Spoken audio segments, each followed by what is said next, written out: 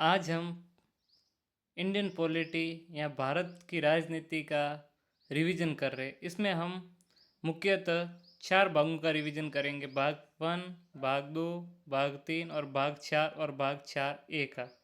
जैसे हम याद रखने के लिए हम याद रख सकते हैं you can fly directly from USA से, जहाँ यू का मतलब होगा यूनियन एंड इट्स टेरिटरी, संघ और उसका राज्य क्षेत्र, जो कि भाग 1 के तहत आता है।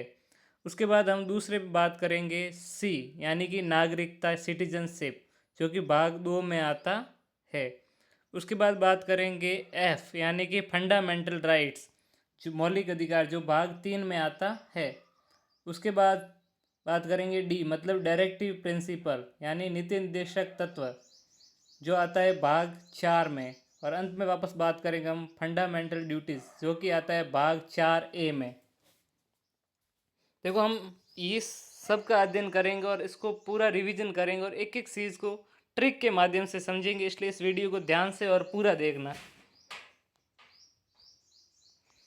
सबसे पहले हम बात करते हैं भाग 1, संघ और उसका राज्य क्षेत्र, यूनियन एंड इट्स टेरिटरी। इसमें अनुच्छेद आर्टिकल 1 से 4 तक है। विशेष भारत का देश का नाम है, नए राज्यों का जुड़ना और राज्यों की सीमाओं में बदलाव। सीधी सीधी बात है कि भाग 1 में वो चीज़ें आती है संघ और राज्य क्षेत्र से। जैसे सबसे पहले हम इसके लिए एक ट्रिक है, संघ नए सीमा कानून।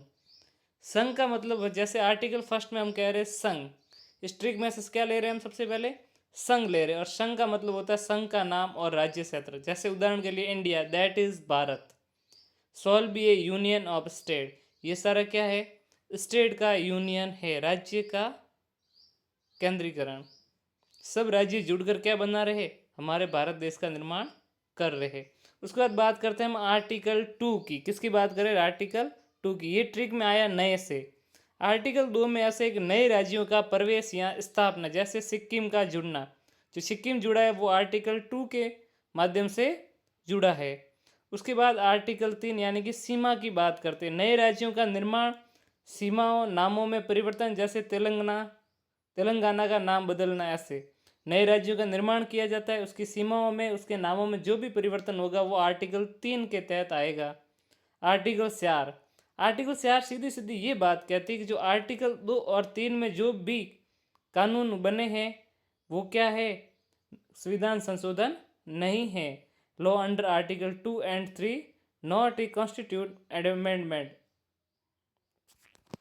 अब हम बात करते हैं भाग 2 की, नागरिकता, सिटीजनशिप। ये अनुच्छेद 5 से 11 तक है। विषय क्या है इसमें, कौन भारत का नागरिक होगा और कौन नहीं, इसके तहत ये बताया गया। ट्रिक बस इतनी है, 5 बस है, 6 आए हैं, 7 गए हैं, 8 बाहर के हैं, 9 ना, 9 का मतलब नो, 10 का मतलब बना और 11 का मतलब संसद। इसमें सबसे पहले हम ट्रिक में 5 बस यानी कि आर्टिकल 5, जिसकी ट्रिक है बस गया। माना कि जो व्यक्ति भारत में जन्मा है या शुरू से जो भारत में रह रहा है वो भारत का नागरिक है। आर्टिकल 5 में यही बताया गया। उसके बाद आर्टिकल से, जो कि ये बताता है कि भारत से पाकिस्तान में आया का मतलब का पाकिस्तान से भारत आया, migration from Pakistan to India, वो आएगा आर्टिकल से में। आर्टिकल 7 गया, भारत से पाकिस्तान गया और फिर वापस भारत आया, वो आएगा आर्टिकल 7 में। कोई व्यक्ति जैसे पहले भारत में रहा तो 1947 में जो हुआ तो वो पाकिस्तान चला गया और कुछ दिन पाकिस्तान रहा और फिर वापस भारत आ गया, तो वो आर्टिकल 7 के तहत भारत की नागरिकता ले सकता है। आर्टिकल 8 बाहर, भारत के बाहर रहने वाले लोग जो भारतीय मूल के लोग हैं, जैसे NIRS, PIOS, तो वो भी भारत के क्या है, नागरिक है। आर्टिकल 9 मतलब नो, जो व्यक्ति अगर विदेशी नागरिकता ले लेते तो वो भारत के नागरिक नहीं रहेंगे। जैसे एक समय क्या अक्षय कुमार के साथ भी ऐसा ही हो गया था, उन्होंने विदेशी नागरिकता ली और भारत के नागरिक वो नहीं रहे। आर्टिकल 10 नागरिकता बना रहना, नागरिकता आपकी सदा बनी रहेगी जब तक आप किसी भी कानून का हनन नहीं करते हो। आर्टिकल 11 संसद के पास नागरिकता पर कानून बनाने की शक्ति है, संसद नागरिकता पर कानून बना सकती है। उसके बाद हम बात करेंगे भाग 3 की, जिसमें है मौलिक अधिकार, फंडामेंटल राइट्स। फंडामेंटल राइट्स की एक मास्टर ट्रिक है हमें याद रखने के लिए, समस्त शोध संस्कृति के उपसार। तो समस्त में सबसे पहले आया हुआ है सम, तो सम से आएगा समता का अधिकार, right to equality, right to equality, जो कि 14 से 18 तक है, आर्टिकल 14 से आर्टिकल 18 तक है। उसके बाद दूसरा है अधिकार, वो है इस तरह लिखा हुआ, तो स्वतंत्रता का अधिकार, राइट टू फ्रीडम, जो कि आर्टिकल 19 से 22 तक है। उसके बाद तीसरा है शोषण के विरुद्ध अधिकार, अगेंस्ट एक्सप्लॉयटेशंस, जो कि आर्टिकल 23 और 24 में है। उसके बाद चौथा है धार्मिक स्वतंत्रता, फ्रीडम ऑफ रिलीजन, जो कि 25 से 28 तक है। उसके बाद बात करें संस्कृति से संस्कृति व शिक्षा का अधिकार, जो कल्चरल एंड एजुकेशन राइट्स, जो कि 29 और 30 में है। और उसके बाद छठा है संवैधानिक उपचारों का अधिकार, वो है कॉन्स्टिट्यूशनल रेमेडीज, वो है अनुच्छेद 32, जिसे संविधान की आत्मा कहा था डॉक्टर BR अम्बेडकर ने। पर एक चीज इसमें जानने कि पहले हमारे अधिकार 7 हुआ करते थे, फिर हमारे 7 से एक अधिकार कम कर दिया गया, वो अधिकार था संपत्ति का अधिकार, आर्टिकल 31, उसे मूल अधिकार से हटाकर उसे कानूनी अधिकार बना दिया गया। अब हम क्या पढ़ेंगे कि इन सब अधिकारों का एक एक करके अध्ययन करेंगे, और उसके तहत हम पहला अधिकार जो पढ़ रहे हैं वो है समता का अधिकार। समता का अधिकार है आर्टिकल 14 से 18 तक, राइट टू इक्वेलिटी, और इसकी जो ट्रिक है वो ईड आउट है। क्या है? ईड आउट। जैसे आर्टिकल 14 को हम शुरू करेंगे, ई का मतलब होता है इक्वेलिटी, कानून के समक्ष समानता, विधि का शासन, विधि का समान संरक्षण, और विधि के समान सभी क्या है? समान है। उसके बाद आर्टिकल 15 है डिस्क्रिमिनेशन, जैसे कुछ चीज़ें जैसे धर्म, जाति और लिंग के आधार पर किसी के साथ भेदभाव नहीं करना। उसके बाद आर्टिकल 16 ओ अपॉर्चुनिटी, यानी कि लोक नियोजन या सरकारी नौकरी में अवसर की समानता। आर्टिकल 17 यू से अनटचेबिलिटी, अपरिचितता, छुआछूत का अंत, मोस्ट इम्पोर्टेंट। आर्टिकल 17 क्या है? अपरिचितता, यानी कि छुआछूत का अंत। यह आर्टिकल सबसे ज़्यादा महत्वपूर्ण, एग्जाम में पूछा जाता है कि अपरिचितता का अंत कौन से आर्टिकल से संबंधित? आपका उत्तर हमेशा होगा अनुच्छेद 17। आर्टिकल 18 टी से टाइटल्स, उपाधियों का अंत, राजा महाराजा, अपवाद, भारत रत्न, इन सब का क्या होना? अंत होना होता है। अब पढ़ेंगे स्वतंत्रता का अधिकार, राइट टू फ्रीडम। यह आर्टिकल 19 से 22 तक है, और सबसे पहले हम 19A के बारे में पढ़ेंगे, सम रिसाइट्स प्रो, यानी कि 19A का मतलब होता है एस से होता है स्पीच, यानी कि बोलने और अभिव्यक्ति की आज़ादी, प्रेस की स्वतंत्रता इसी कानून के तहत होती है। उसके बाद 19B असेंबली, यानी कि शांतिपूर्वक सभा करने की आज़ादी, बिना हथियार के हम कहीं किसी भी स्थान पर शांतिपूर्वक तरीके से क्या कर सकते हैं? इकट्ठा होकर सभा कर सकते हैं। उसके बाद 19C है एम से संगम, संघ बनाने या समिति बनाने की आज़ादी, आप कोई भी संघ बना सकते हो, समिति बना सकते हो, आपके पास क्या है? आज़ादी है। उसके बाद डी है मूवमेंट, यानी कि आप भारत में कहीं भी घूमने की आज़ादी है। 19E रिसाइड्स, भारत में कहीं पर भी रहने की आज़ादी है आपको। और 19G प्रोफेशन, कोई भी व्यापार या जीविका सुनने की आज़ादी, आप भारत में कोई भी व्यापार कर सकते हो, कोई भी जीविका सुन सकते हो, उस सब की क्या है? आज़ादी है। पर आप एक चीज़ ध्यान रख दो, जिसी तरह अधिकार, एक और अधिकार था वो 7वां संपत्ति का अधिकार हटा, उसी तरह इसमें भी एक 19F था, वो था प्रॉपर्टी, संपत्ति का अधिकार, वो भी 44वें संविधान संशोधन द्वारा हटा दिया गया। अब हम पढ़ेंगे आर्टिकल 20 और 22, स्वतंत्रता के जो अधिकार थे, अब तो हमने 19 पढ़ा था, उसके अलावा जो बाकी बसे 20, 21, 22 वो पढ़ेंगे। 20 सबसे पहले, अपराधों के लिए दोष सिद्धि के संबंध में संरक्षण, protection in respect of conviction for offence. उसके बाद आर्टिकल 21 प्राण और दैहिक स्वतंत्रता, right to life, personal liberty, मतलब आपको जीवन जीने की क्या है? स्वतंत्रता है, जीने की स्वतंत्रता। इसके साथ ऑटोमेटिक आ सकता है कि आप अगर आत्महत्या करते हैं उस पर भी आपके क्या लग सकती है? केस लग सकता है, और कोई भी व्यक्ति आपको मार नहीं सकता है। उसके बाद आर्टिकल 22 से गिरफ्तारी से संरक्षण, प्रोटेक्शन अगेंस्ट अरेस्ट, 24 घंटे में मजिस्ट्रेट के सामने पेश करना। अगर आपने कोई भी किसी गिरफ्तार करता पुलिस वाला, तो उसको 24 घंटे के अंदर आपको कोर्ट में पेश करना अनिवार्य है। उसके बाद जो सबसे ज़्यादा इम्पोर्टेंट है आर्टिकल 21A, शिक्षा का अधिकार, राइट टू एजुकेशन। इसके तहत 6 से 14 वर्ष के बच्चों को शिक्षा का अधिकार है, उन्हें निःशुल्क शिक्षा प्रदान की जानी चाहिए, जो कि 86वें संविधान संशोधन 2002 से लागू हुआ है। आर्टिकल 23 शोषण के विरुद्ध अधिकार अधिकार के दो आर्टिकल, आर्टिकल 23 और 24। 23 बड़ों के लिए, 24 छोटों के लिए। तो सबसे पहले हम 23 की बात करें तो आर्टिकल 23 में मानव तस्करी, मतलब मानवों को बेचना खरीदना, वो मानव तस्करी होती है। और जबरदस्ती काम करवाना, जैसे बंधुआ मजदूर पहले जो राजा महाराजा करवाते थे जबरदस्ती काम, पर क्या कर लिया, रोक लगा दी गई है।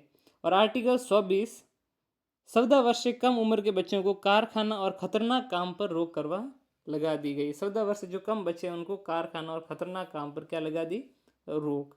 उसके बाद चौथा मूल अधिकार है वो है धार्मिक स्वतंत्रता का अधिकार। आर्टिकल 25 से 28 तक ट्रिक है PMTI। तो आर्टिकल 25 से P माने प्रैक्टिस, किसी भी धर्म को मानने और प्रसार करने की छूट है। जैसे सिक्कों को कृपाण धारण करने की छूट है, इसी तरह उस धर्म से जुड़े कोई भी चीज़ें उसे मानने और उसके प्रसार करने की छूट, हम अपने धर्म का प्रसार कर सकते हैं। आर्टिकल 26 से मैनेज, धार्मिक कार्यों का प्रबंधन मैनेजमेंट करने की छूट, हम अपने धार्मिक कार्यों का मैनेजमेंट कर सकते हैं। आर्टिकल 27 से T से टैक्स, धर्म के नाम पर टैक्स नहीं लिया जाएगा। धर्म के नाम पर किसी भी चीज़ का टैक्स लेने से हम उन्हें टैक्स नहीं देना है धर्म के नाम। आर्टिकल 28 है इंस्ट्रक्शन, सरकारी शिक्षण संस्थानों में धार्मिक शिक्षा नहीं। जो भी गवर्नमेंट स्कूल है या सरकारी स्कूल है वहाँ पर क्या होगा, कोई भी या सरकारी कॉलेज है वहाँ पर धार्मिक शिक्षा नहीं दी जाएगी। अब बात करते हैं हम अधिकार की, जो है हमारा अगला अधिकार 5वां, संस्कृति और शिक्षा, जो आर्टिकल 29 और 30 में है। संस्कृति और शिक्षा आर्टिकल 29 और 30 केवल अल्पसंख्यकों के लिए है। आर्टिकल 29 है अल्पसंख्यकों के हितों का संरक्षण, जैसे भाषा और लिपि बसाना। उसके बाद आर्टिकल 30 है वह अल्पसंख्यकों को शिक्षण संस्थान खोलने का अधिकार, जैसे मदरसा, मिशनरी स्कूल आपको खोली हुई नजर आए, वो सेंट वाली स्कूल। उसके बाद बात करते हम सबसे इंपॉर्टेंट अधिकार की, वो है संवैधानिक उपचार का अधिकार, आर्टिकल 32। संवैधानिक उपचार का अधिकार आर्टिकल 32, जिसे डॉक्टर अंबेडकर ने संविधान की आत्मा कहा है। अगर इन सब मौलिक अधिकार जो दिए गए, इनकी अगर हानि होती है, इनका अगर हनन होता है और आपको इनका ये नहीं दिए जाते, तो आप क्या कर सकते हो, सीधे सुप्रीम कोर्ट जा सकते हो और सुप्रीम कोर्ट द्वारा 5 प्रकार की रिट जारी की। इस अधिकार के तहत आपको 5 प्रकार क्या करता है, रिट जारी करता है, जिसमें पहली है संवैधानिक रिट्स, जो कि 5 प्रकार की है, जिसमें सबसे पहली है हैज से शुरू करेंगे, हैबियस कॉर्पस, बंदी प्रत्यक्षीकरण, मतलब शरीर को प्रस्तुत करना है। मतलब जब कब लगती है रिट, हॉबिस कॉर्पस कब लगती है, देखने वाली बात है। हॉबिस कॉर्पस तब लगती है जब क्या, किसी व्यक्ति को अवैध रूप से गिरफ्तार कर लिया गया है या गिरफ्तार करने पर 24 घंटे में कोर्ट लाने कहा जाता है। तो बंदी प्रत्यक्षण का मतलब है अगर पुलिस आपको गिरफ्तार करती है तो आपको 24 घंटे के अंदर कोर्ट में पेश करना अनिवार्य है। याद रखने का तरीका है हैबियस, मतलब हमारा शरीर वापस करो, व्यक्तिगत स्वतंत्रता के लिए ये जरूरी है। उसके बाद एम, 2 नंबर क्या है, दूसरी रेट एम, मतलब मैंडमस, परमादेश। मतलब क्या होता है, हम आदेश देते, वी कमांड। कब लगती है, सरकारी अधिकारी काम न करे, जैसे कोर्ट अपना काम न करे, लगातार फैसले नहीं सुनाए, कोई सरकारी अधिकारी काम न करे तो कोर्ट उसको क्या कहती है, अपना काम करो। कोर्ट क्या कहता है, अपना काम करो। याद रखने का तरीका है मैंडमस, मैं आदेश देता हूं कि अपना काम आप करो। तो ये तब लगेगी जब सरकारी कोई भी अधिकारी काम नहीं करेगा। उसके बाद है तीसरा प्रोहिबिशन, मतलब प्रतिषेध, रोकना। कोई अदालत जो निचली अदालत होती है वो अपने अधिकार क्षेत्र से बाहर जाकर कार्य करने लग जाती है, उसके ऊपर जो ऊपरी अदालत होती है उसको क्या करती है, प्रोहिबिशन लगा देती है, मतलब पूरा रुको, मतलब उसके ऊपर कार्रवाई बंद करने को कहा जाता है कि उस काम को रोको, आप क्या अपने अधिकार क्षेत्र से बाहर जाकर काम करें, इसलिए आपको ये काम रोकना है। उसके बाद सी से है सेट्रोरी, यानी कि उत्प्रेषण, मतलब है सूचित करना या मंगा लेना। कब लगती है, ऊपरी अदालत केस पेपर मंगवाए तब। ऊपरी अदालत निचली अदालत से कहती है जो केस पेंडिंग पड़ा उसके पेपर मुझे दो, या केस चल रहा है उसका पेपर मुझे दो। याद रखने का तरीका है सेट्रोरी, मतलब होता है चाचा को भेजो, मतलब बड़ी कोर्ट को चेक करने के लिए भेजना। 5वां है क्यू वारंटो, अधिकार प्रचा मतलब किस अधिकार से, बाय व्हाट अथॉरिटी, कब लगती ये अवैध रूप से सरकारी पद पर कब्जा। कोई व्यक्ति अवैध रूप से सरकारी पद पर बैठ जाता है और कहता है कि ये तो पद मेरा ही है, तो उस स्थिति में क्या लगाया जाता है, को वारंटो लगाया जाता है। याद रखने का तरीका है क्वेश्चन, क्वेश्चन पूछना तुम्हारी कुर्सी का हक क्या है, तुम बैठे क्यों इसके ऊपर, तो उसके ऊपर क्या लगाएंगे, को वारंटा लगाएंगे कि इस किस अधिकार से तुम इस पर बैठे हो। थोड़ा बहुत अंतर जान लो, प्रोहिबिशन और स्टैट्यूटरी में क्या अंतर है। तो कार्रवाई के दौरान स्टॉप कर सकते हैं प्रोहिबिशन में, और स्टैट्यूटरी में कार्रवाई के बाद ऊपर फाइल सैक के लिए फाइल बुलाई जाती है। अब हम बात करेंगे भाग 4 की, राज्य के नीति निर्देशक तत्व DPSP। इसमें से सबसे ज़्यादा सवाल पूछे जाते हैं एग्जाम में, कोई भी एग्जाम हो, directive principle of state policy से सवाल पूछे जाते हैं। जैसे अनुच्छेद 36 से 51 तक है, भाग 4 में है 36 से 51। ये कहाँ से लिए गए, ये आयरलैंड से लिए गए हैं। उद्देश्य है कल्याणकारी राज्य वेलफेयर स्टेट की स्थापना करना। खास बात है कि ये वाद योग्य नहीं है, अगर ये आपको नहीं मिलते तो आप इसके लिए कोर्ट नहीं जा सकते, सरकार की मर्जी है वो लागू करें या ना करें। अब सबसे पहले अनुच्छेद 40 DPSP का जो इम्पोर्टेंट अनुच्छेद है उन्हीं को हम पढ़ेंगे, बाकी वाले बहुत सारे अनुच्छेदों को हम नहीं पढ़ेंगे। तो अनुच्छेद 40 है ग्राम पंचायत। गांव, जैसे गांधी जी का बचपन से सपना था कि हम गांवों को क्या करेंगे, विकास करेंगे, तो उन सपने को पूरा करने के लिए इस अनुच्छेद 40 को ग्राम पंचायत जोड़ा गया। ट्रिक है 0 से गांव, गांधी जी का सपना 40 और 40 पंच। अनुच्छेद 44 समान नागरिक संहिता, यूनिफॉर्म सिविल कोड, यानी कि समान कानून, सबके लिए, सभी धर्मों के लिए समान कानून बनाने, जैसे शादी के सभी धर्मों के समान कानून, तलाक के, विरासत के, सारे कानून क्या होने चाहिए, एक समान होने चाहिए। ये अनुच्छेद 44 में सरकार ये करे या ना करे सरकार की मर्जी। उसके बाद अनुच्छेद 47 पोषण और शराबबंदी। अनुच्छेद 47 में न्यूट्रिशन, सबको पोषण मिलना चाहिए और पूरे देश में शराबबंदी होनी चाहिए, ऐसी बात कही गई है। पर सरकार ये करे या ना करे किसकी मर्जी है, सरकार की मर्जी। इसके लिए आप कोर्ट नहीं जा सकते क्योंकि ये क्या है, DPSP है। ट्रिक है AK-47 शराब स्वास्थ्य के लिए खतरा, नशीले पदार्थों पर रोक और पोषण स्तर को बढ़ाना।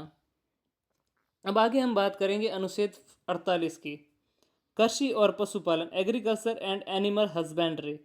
ट्रिक है दूध और खेती, काउ स्लॉटर बैन, मतलब गाय हत्या पर क्या है, बंदी करना, कृषि करना, पशुपालन करना। उसके तहत आर्टिकल 48 से इम्पोर्टेंट है पर्यावरण और वन की रक्षा करना, जो 42वें संविधान संशोधन से जोड़ा गया। तो 48 से ए का मतलब होगा एटमॉस्फेयर, यानी कि पर्यावरण और वन की रक्षा करना किस में आएगा, आर्टिकल 48A में आएगा। अनुच्छेद 49 स्मारकों का संरक्षण करना, प्रोटेक्शन ऑफ मोन्यूमेंट्स, उनसास मतलब होता है ऊंचा, राष्ट्रीय महत्व के स्मारकों की रक्षा करना किस में आएगा, अनुच्छेद 49 में आएगा। अनुच्छेद 50 कार्यपालिका और न्यायपालिका अलगाव, ये ऑलरेडी हमारे संविधान में अलग है। Separation of executive and judiciary, जज अलग है, अफसर अलग रहे, पावर का बंटवारा होना चाहिए, एक दूसरे के काम में दोनों दखल नहीं करनी चाहिए। ये सारे अनुच्छेद 50 में आएगा कि न्यायपालिका और कार्यपालिका दोनों क्या अलग होकर काम करे, दोनों एक दूसरे के काम में दखलबाजी न करें।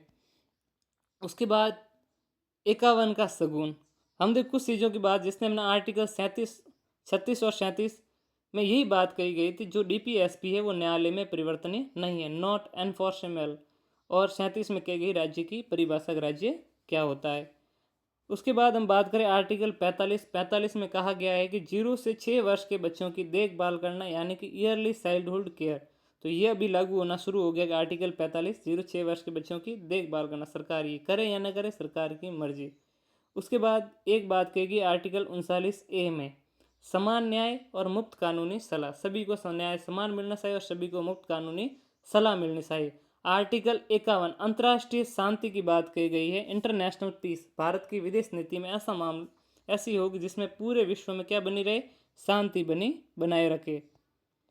भाग 4 क मौलिक कर्तव्य, इस टॉपिक छोटा है, आप एक चीज समझो, ये टॉपिक क्या है, बहुत ज़्यादा छोटा है, लेकिन इससे 3 या 4 सवाल पक्के परीक्षा में आते हैं, क्योंकि जो सुई के बारे में कहा जाता है कि सुई इतनी छोटी होती है तो भी वो काम जरूर आती है। तो ये छोटा सा टॉपिक है पर बहुत ज़्यादा जरूरी इसे पढ़ना।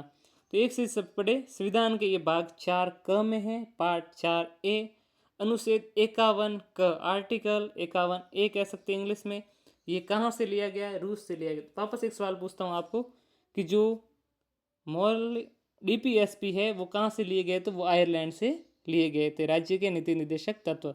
और मौलिक कर्तव्य लिए गए हैं रूस से, और जो मौलिक अधिकार थे वो लिए गए थे अमेरिका से, USA से। तो इसके सिफारिश किसने की थी? सरदार स्वर्ण सिंह समिति 1976 ने इसकी सिफारिश की थी। कब जुड़े? 42वें संशोधन से 1976 द्वारा। तो कब जुड़ा गया इसको, मौलिक कर्तव्य को? 42वें संविधान संशोधन 1976 द्वारा। इससे लघु संविधान या मिनी कॉन्स्टिट्यूशन भी कहते हैं। तो मौलिक अधिकारों को क्या कहते हैं? मिनी कॉन्स्टिट्यूशन भी कहते हैं। संख्या शुरू में 10 थी, अब कितनी हो गई है? 11 हो गई है। 11वां कर्तव्य शिक्षा 86वें संविधान संशोधन द्वारा 2002 में जोड़ा गया। मौलिक कर्तव्यों को याद रखने की ट्रिक है ABCD ट्रिक, और A से लेकर K तक हमें ट्रिक याद रखनी है। जैसे A का मतलब होता है एंथम, यानी एबाइड, संविधान का पालन करना। पहली चीज़ें जो संविधान में लिखा है, संविधान में जो है उस संविधान का हमें पालन करना है। और नेशनल एंथम जैसे राष्ट्रीय गान व झंडे का सम्मान करना, ये मौलिक कर्तव्य है हमारा। दूसरा है बी से बापू या भगत सिंह, यानी कि स्वतंत्रता संग्राम में, इन नामों से हम जान रहे दोनों क्या? स्वतंत्रता सेनानी। स्वतंत्रता संग्राम में जो व्यक्ति हमारे लिए बहुत काम आए, उनके आदर्शों को क्या दिल में सजोए रखना, उनका पालन करना है। सी से सेंट्रल या कंप्लीट यूनिटी, भारत की संप्रभुता, एकता और अखंडता की हमें रक्षा करनी है। सॉवरेनिटी और इंटीग्रिटी दोनों बनाए रखना है। डी से डिफेंस, देश की रक्षा करे और बुलाए जाने पर राष्ट्र की सेवा करें। हमें देश की रक्षा करना, और जब देश को हमारी ज़रूरत होती है तो हमें अगर बुलाया जाए तो हमें देश की क्या करनी है? रक्षा करनी है। इक्वेलिटी एम्पावरमेंट, समरसता और सम्मान, भाईचारा बढ़ाए।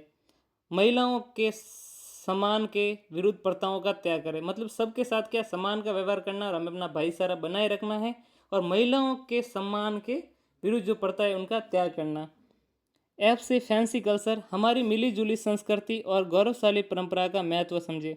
जो हमारी मिली जुली संस्कृति है, हमारी गौरवशाली परंपरा जैसे किले वगैरह, उनकी हमें क्या करना चाहिए? महत्व को समझना चाहिए। जी से ग्रीन, पर्यावरण, वन, झील, नदी, वन्य जीवों की हमें क्या रक्षा करनी है। ऐसे ह्यूमनिज्म, हाई थिंकिंग, वैज्ञानिक दृष्टिकोण रखना।